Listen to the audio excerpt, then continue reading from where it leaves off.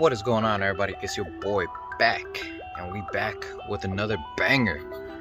Now on this video, we're actually starting it off kind of not my usual self, or not my usual way of starting off the videos. Reason for that is because I really wasn't gonna do a video of it. It's about the Corolla.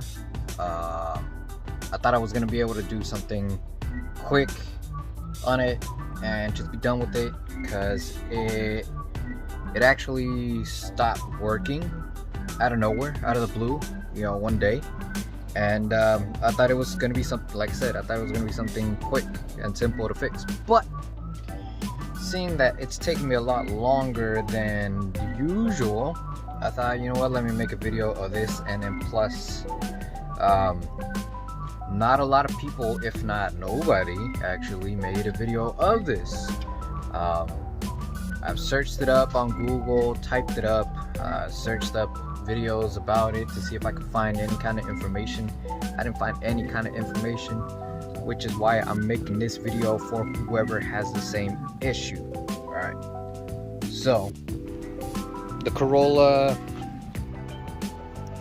basically it started up just fine every day, turned on, I drove it, rode around in it, you know, whatever have you. And when I tried to turn it back on, it just didn't turn on anymore. It just didn't turn on. It didn't click, it didn't do anything. All the lights worked out fine. There was no check engine light or anything like that. It worked out fine. So this is a car. Switches on. I don't know if you can see it. Switches on. Yep. And nothing. As you can see, turning on the key, nothing. There's not a click. There's not a crank. There's nothing. So I thought maybe it's probably the switch on the inside where the key goes. I thought maybe that's probably the reason why. Maybe that's not reading anymore. Took all this apart. But before I started getting in there,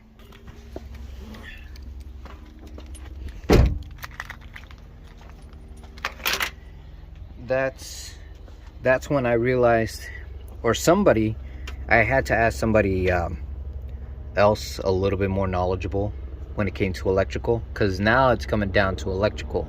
If all the mechanical stuff is passing and there's nothing wrong with that, then you're starting to look at all the electrical components. Since all your fuses are good, everything's good. They're all the way down there. I don't know if you can see it. All the way down there. That's your, I guess you could call it the neutral safety switch, right? It's down there. This is your throttle cable, or not your throttle cable, but your shift cable. Whenever you shift gears like parking, drive, reverse, neutral, 1, 2, or whatever, this is the cable that controls all that mechanism, right?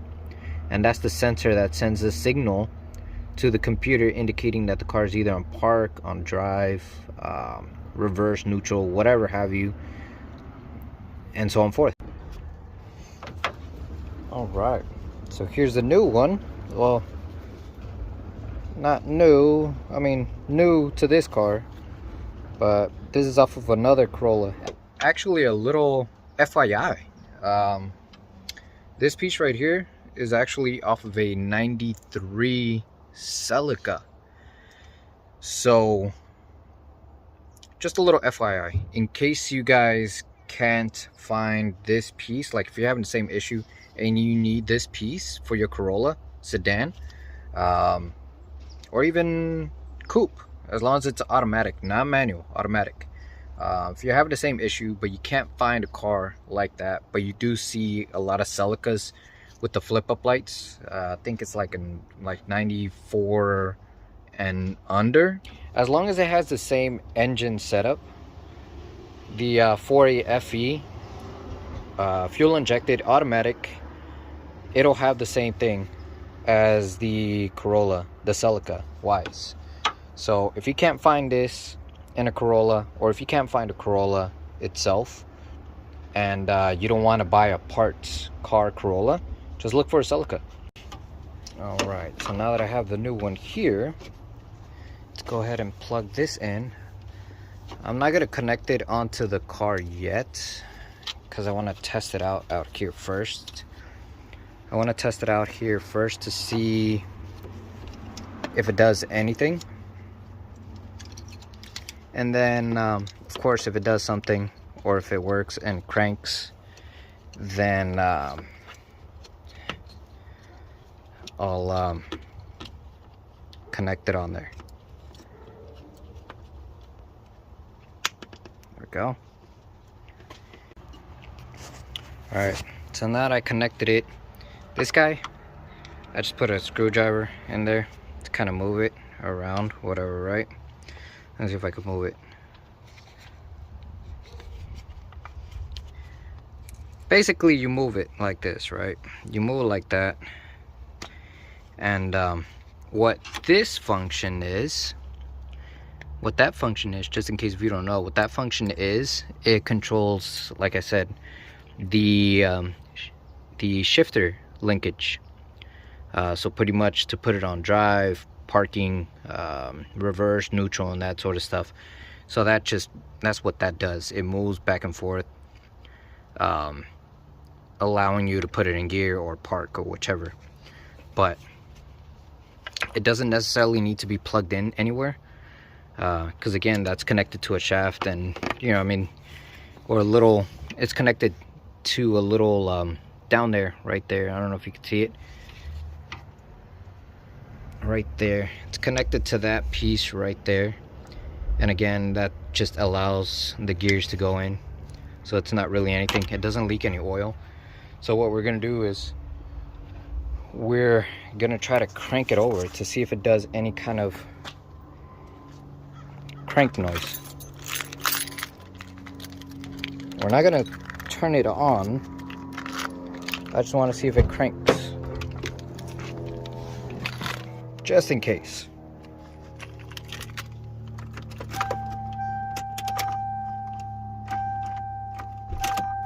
Okay. Battery connected. Battery is connected.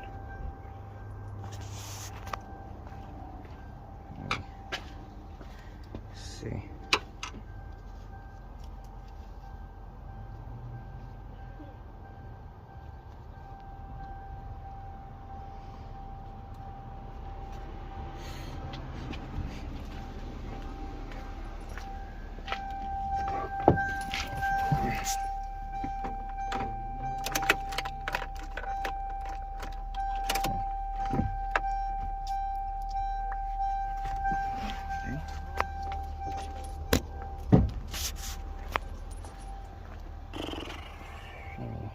Maybe it's supposed to be in park. Or maybe, oh.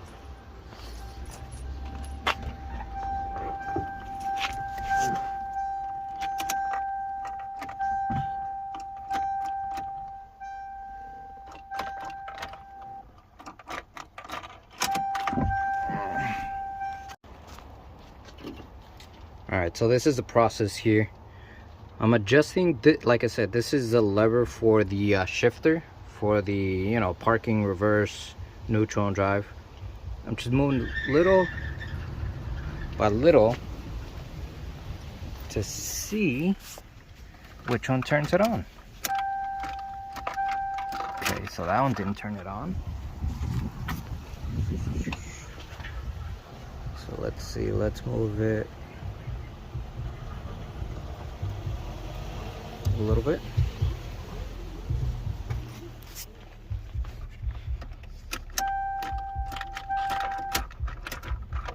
Nothing. Okay. A little bit.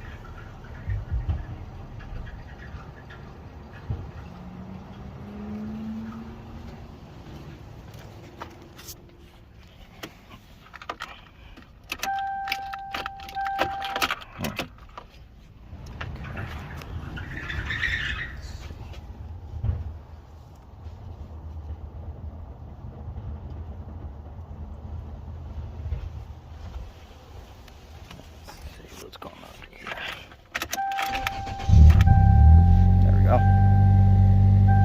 right up. Starts right up. Good.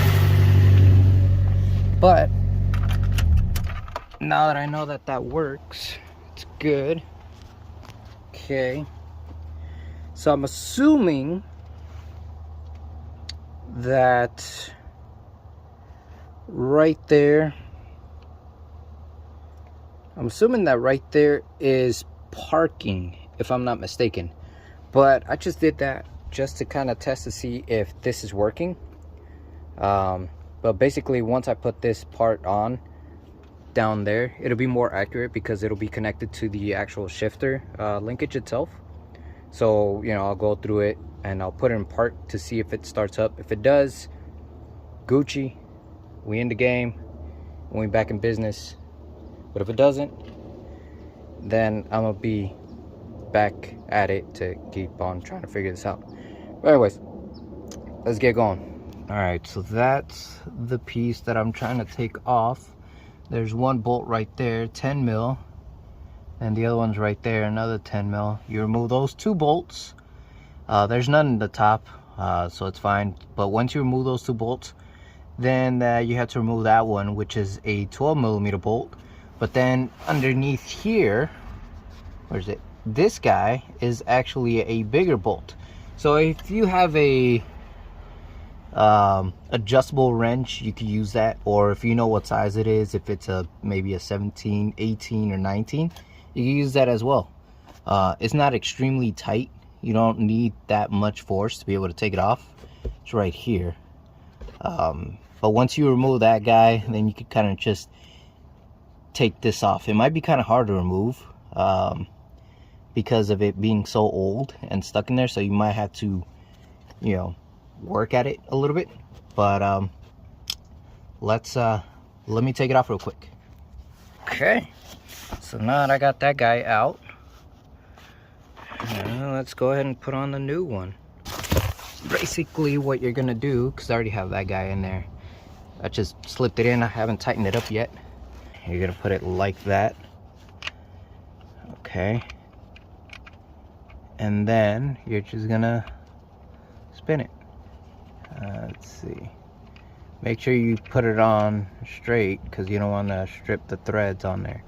You want to make sure that when you start spinning it, it spins smoothly with your fingers. Okay,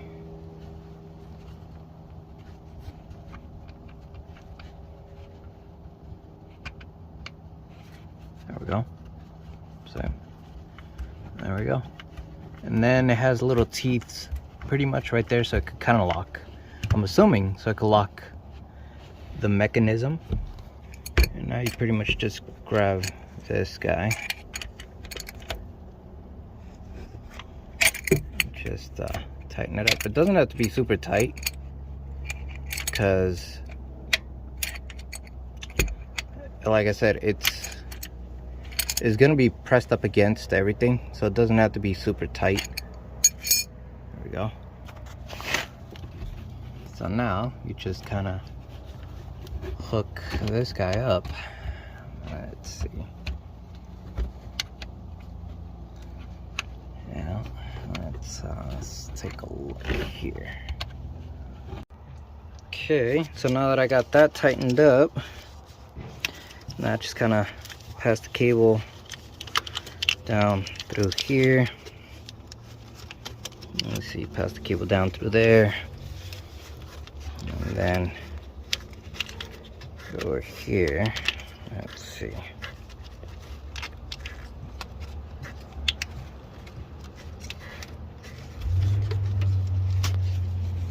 There we go.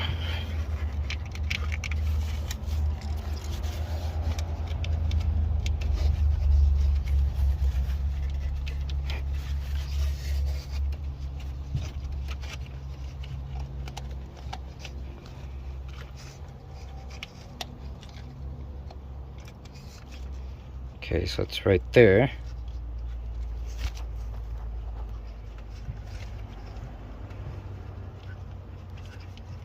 I click. Nope, there it is. Clicked on there now. Okay, so now a moment of truth. See if I did it right. See if it starts up. Bada bing, bada boom. Alrighty.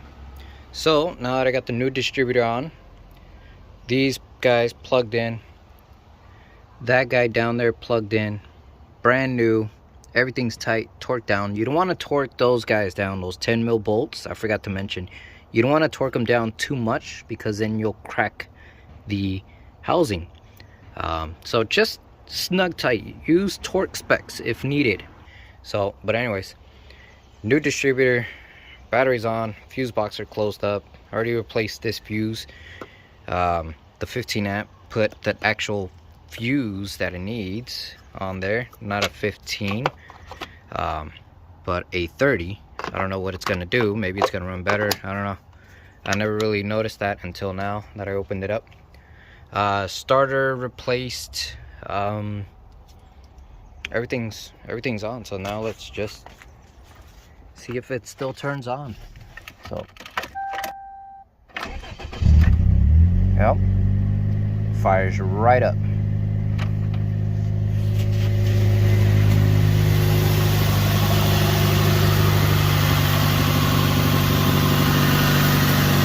Looks good.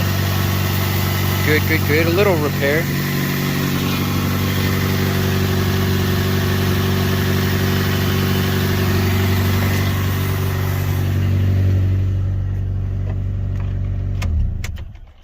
Alright guys, so if you like this video or any other videos that I upload, be sure to hit the thumbs up. If you haven't subscribed, subscribe, because I'm going to be uploading, I always say this, I'm going to be uploading a lot of videos of a lot of the Corolla videos, FA5 videos, and maybe soon, actually no, we'll keep that under wraps. When time comes, I'll reveal that one, but for now, a lot of Corolla content, a lot of FA5 sedan content. So if you guys are interested, make sure to subscribe. That way you don't miss any videos on what I do. Maybe you might have the same idea, but don't know how to attack it. But anyways, this video was actually strictly just a repair. With that being said, catch you guys on the next one. Hopefully, this video was helpful for you guys. Peace.